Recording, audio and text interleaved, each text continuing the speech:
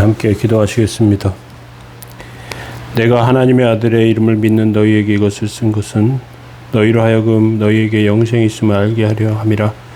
거룩하신 하나님 은총과 은혜 감사합니다. 저희들의 삶에 복을 주시고 은혜를 내리시고 하나님의 뜻 안에 살게 하시며 이 시간에 곤고함 가운데 주 앞에 간구하오니 주의 도우심과 은혜를 허락하옵소서. 성령님의 도우심과 은혜 원합니다. 예수님의 이름으로 기도합니다. 아멘. 네, 찬송가 543장 1절 찬송 드리겠습니다.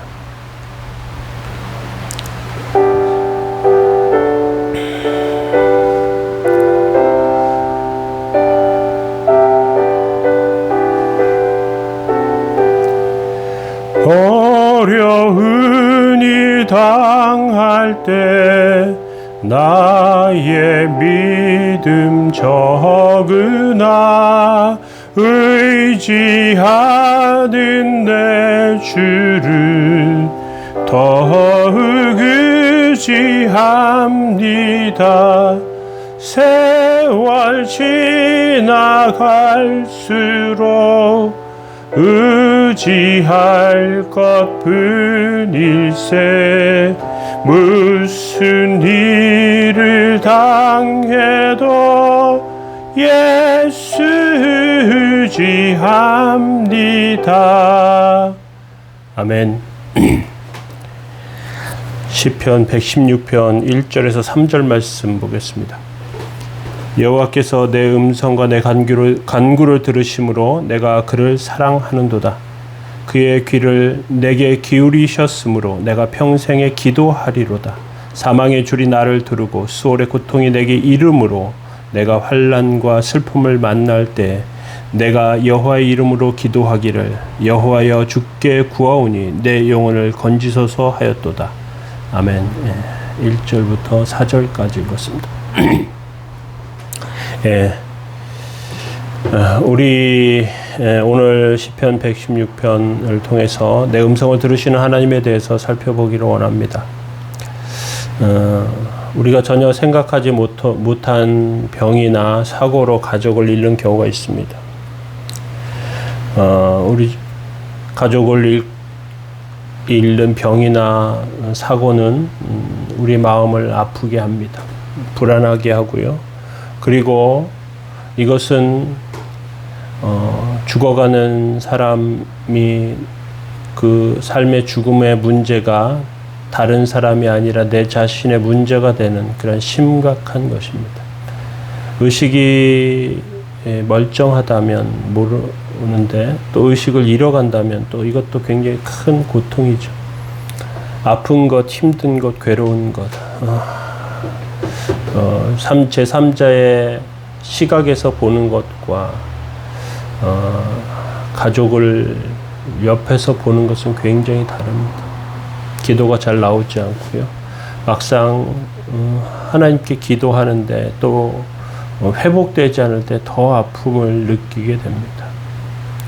어떤 의미에서 보면 그런 아픔을 경험하는 것은 삶을 다시 한번 반추해보는 그런 계기가 되기도 합니다. 오늘 내 음성을 들으시는 그 하나님에 대해서 살펴보는데요. 우리가 인생의 어려움 가운데 결정적인 그런 순간들이 있습니다. 기도해도 하나님께서 안 들어주실 때야 하는 의심을 갖게 되는 때도 있습니다. 수많은 사람들 중에 정말 하나님께 기도하는 사람들이 많은데 그 하나님께서 내 기도를 들어주신다고 하는 그 확실한 이유가 별로 없죠. 기도해야 한다는 것은 머리로 아는데 막상 어려움을 당하면 기도가 잘 되지 않습니다. 얼마나 간절히 기도해야 하나님께서 들으실지 잘 모릅니다. 그리고 말씀을 통해서 배우는 것, 정말 하나님께 열심히 기도하는 것보다 정말 나의 그런 간절한 그런 억울함, 괴로움, 곤고함을 하나님께 토로하는 것이 하나님께서 응답하시는 방향이 되기도 합니다. 우리가 기도할 때 마귀가 떠나가고 하나님의 능력이 나타나는데 어려움을 당한 성도를 위해서 기도해 주면 의심이 사라지기도 하고 편안한 마음을 갖기도 합니다. 모든 것을 하나님께 맡길 수 있는 순간이 되기도 하죠. 오늘 본 시편은 다윗이 쓴 시가 아닐까 이런 생각이 듭니다. 큰 사고나 병을 만나 어려움을 겪고 있을 때 누군가 사람들에게 버림받았을 때 쓴 시 같아요. 3절에 이렇게 되어 있습니다. 사망의 줄이 나를 두르고 수월의 고통이 내게 이름으로 내가 환난과 슬픔을 만날 때 이렇게 되어 있어요. 사망의 줄이 나를 두른다. 사망의 줄이 칭칭 나를 감고 있다. 내 혼자 힘으로는 이 고통에서 벗어날 수가 없다. 그리고 이곳에 지금 함몰되어 있고 잡혀 있다. 누구의 도움도 구할 수 없다. 그런 의미가 있습니다. 절망밖에 없어요. 절망밖에 없습니다.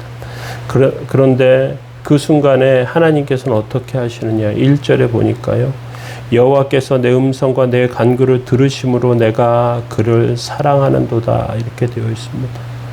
죽음의 문턱에서 생명이 오락가락하는데 그 가운데 하나님께서 기도를 들으셔서 살아난 다음에 하나님께 드리는 고백입니다. 분명 시편 기자는 목숨의 위협을 느꼈고요. 두려움 가운데 떨었고요. 하나님께 기도해서 하나님이 기도에 응답하시고 하나님께서 응답해 주시리라고 하는 그런 확신 가운데 그렇게 살고 있었습니다. 깜깜한 상황 가운데 하나님께서 움직이신다는 걸 압니다. 확신 가운데 나는 있었고요. 하나님께서 때로 정말 확실히 믿고 기도했거든요. 그런데 하나님께서 들어주시지 않을 때도 있어요. 나는 그렇게 되리라고 확신했는데 하나님께서 그렇게 안 되게 하십니다. 너무 괴롭고요. 고통스럽습니다. 그런데 하나님께서 내 음성을 들으셨다는 것을 분명히 압니다.